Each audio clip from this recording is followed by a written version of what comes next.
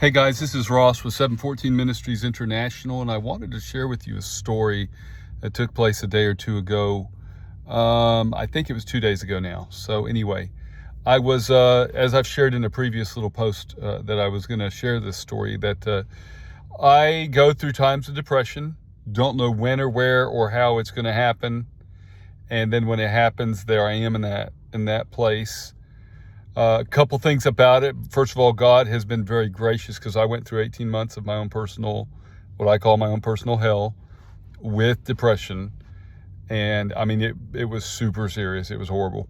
So, and then since then, I go through times and sometimes I know the triggers and I can talk it through with my wife or people that I have confidence in my circle that say, hey, this is what I'm going through. Pray for me.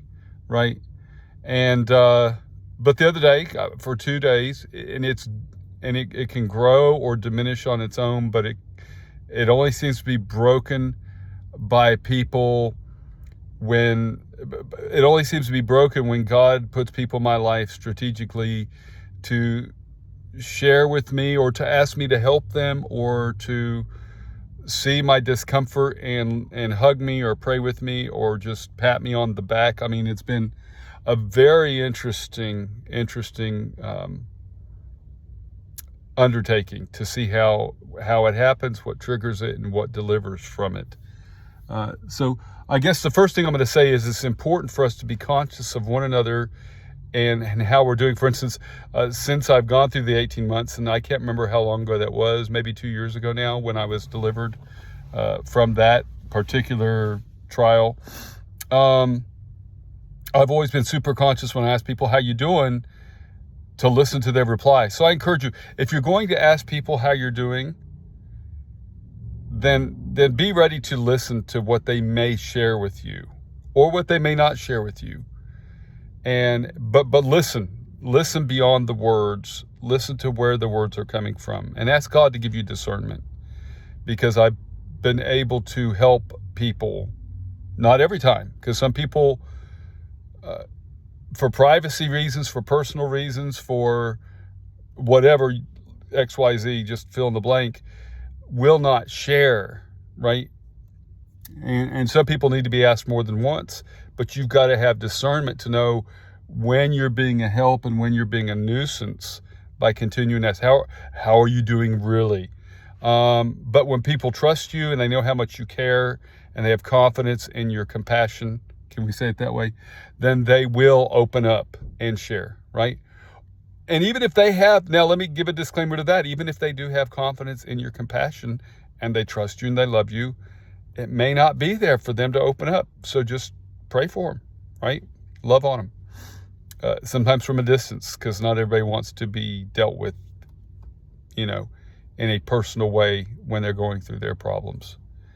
So the other day, and here's two things I've learned about my own depression and my walk through life with this now as part of my life.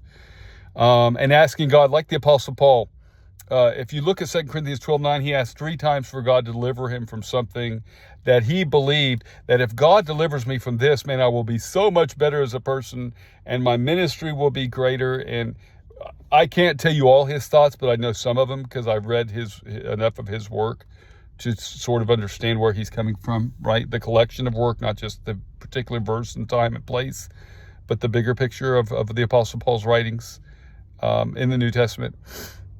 But in this particular instance, in 2 Corinthians 12, he said, after the third time of coming to God with this, he said, I'm not going to take it away, but I will give you the grace to walk through it. So understand, because some people can be so hyper spiritual that they're no earthly good, right? Weigh that out and play with that if you want.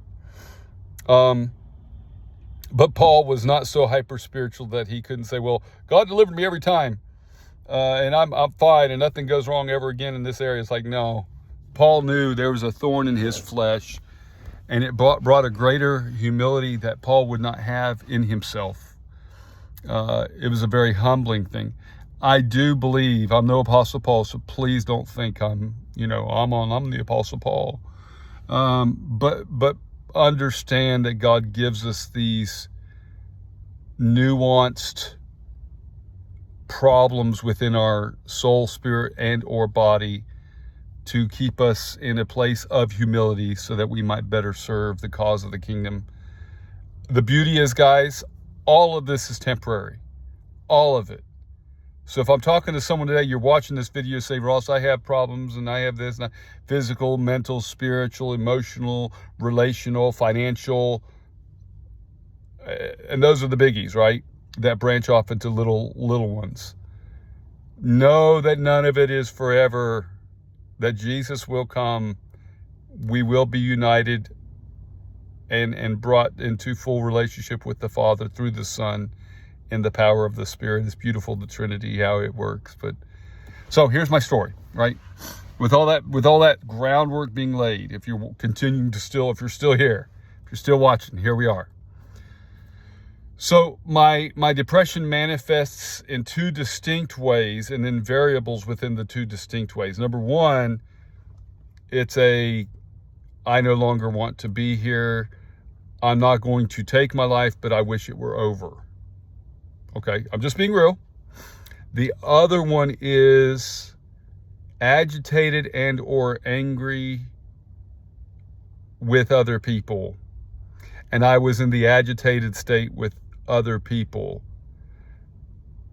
And what's interesting is these people are agitators. Like, there's some people in your life, they just agitate you.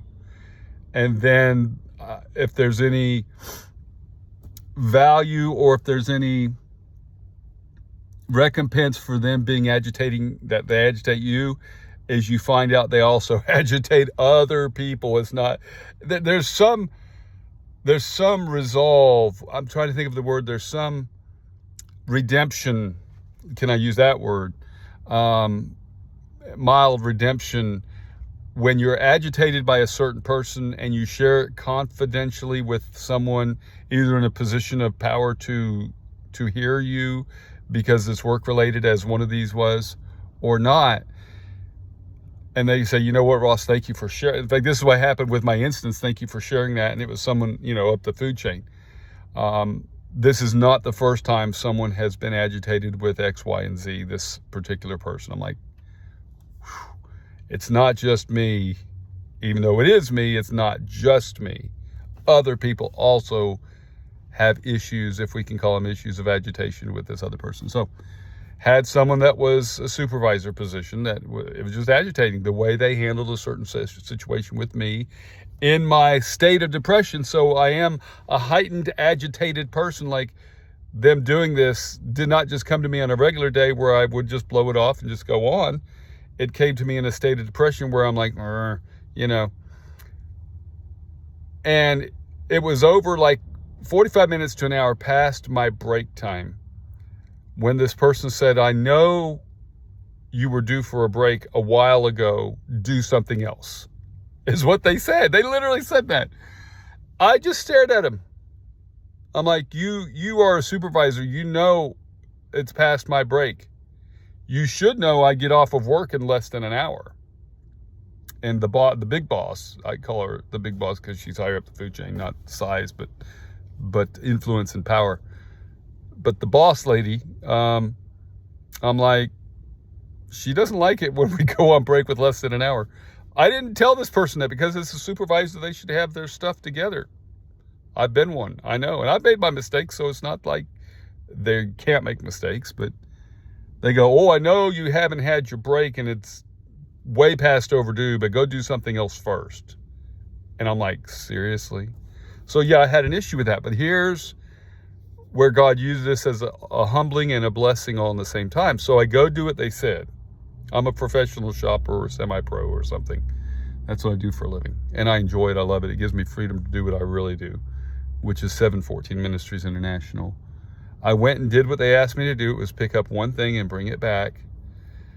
On the way back, I see a gentleman in aisle 28. And he looks a little lost because I've learned to recognize the whole I'm looking for something, can't find it, or distraught. Come to find out he was distraught. Began to talk to him. How are you doing? What's going on? And he opened up. 20 plus year veteran of the U.S. Navy, which I salute all of our service members. And he was distraught because as I looked at him, he had his arm in a sling, and he said, man, I'm just beyond myself, frustrated, disappointed, discouraged with the VA. And I said, what did they do now? Because the VA is famous for not taking care of our veterans properly and in a good and necessary manner, especially, let's be honest, policemen, firemen, nurses, soldiers. They are so much more valuable by what they've been willing to give up for us to continue in a peaceful, healthy world. It's just beyond what we could ever do to help these people. And we promised our veterans we would give you incredible health care, and it stinks to high heaven how our health care for veterans is run through the VA. It's just horrific. And the horror stories, just Google the horror stories. They're there. So I'm looking at them, and because of my state, I'm emotionally prone to enter into their emotion and feel it. And I'm feeling his pain. I'm seeing it in his eyes, hearing it in his voice. I am entering in to his pain. And I said, man, I am so sorry. I said, my dad is also a retired veteran. He was a Green Beret, and I told him a little bit of his story, and I said, I'm so sorry, man. And he starts to literally cry. Two grown men on aisle 28, U.S. veteran and me, U.S. Navy vet, and we're crying.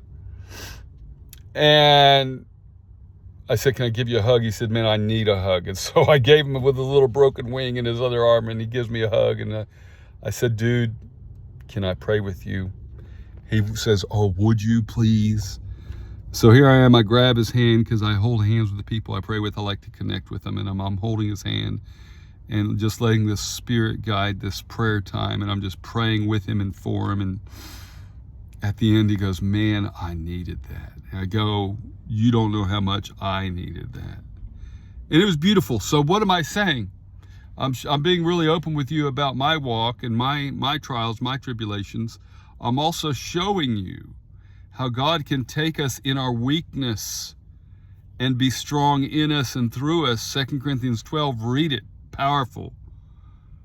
For when I am weak, then I am strong. When I am nothing, then Jesus is everything.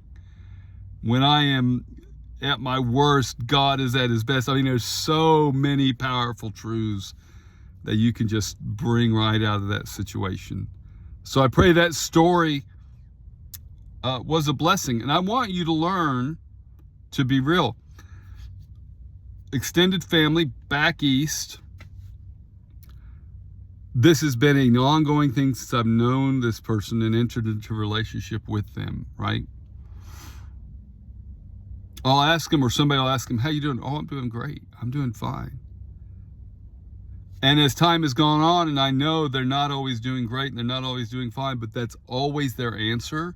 Like nothing ever goes wrong or nothing's bad. And they run in fear from sharing that they're struggling, whether it is mentally, physically, spiritually, financially, all the big ones.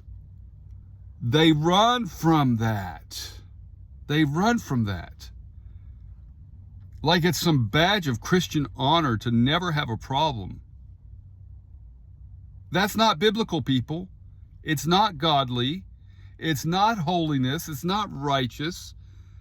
It's not true to Scripture, true to Christ himself. Who is in the Garden of Gethsemane facing hell itself and sweating drops of blood, which is a physical condition of great stress, and crying out in prayer, God, why have you forsaken me? So please do yourself a favor. Quit living in the fear of, I won't be a respected Christian person because I have problems and nobody's supposed to know. Dear God, get over yourself and over your fake Christianity. And I love this person. I don't think they'll ever watch this. And I'm not being mean, but I'm trying to tell you, if you suffer from this hyper-Christian syndrome, Goodness gracious, man.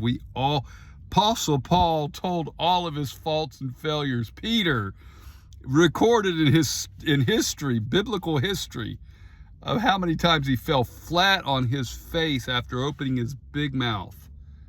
And these are two greater men than I'll ever be. But it's okay to fail. It's okay to hurt. It's okay to be in pain. It's okay to struggle. God knows. And your testimony and your struggling can bring help to others. And that's all I'm going to say. Have a blessed day.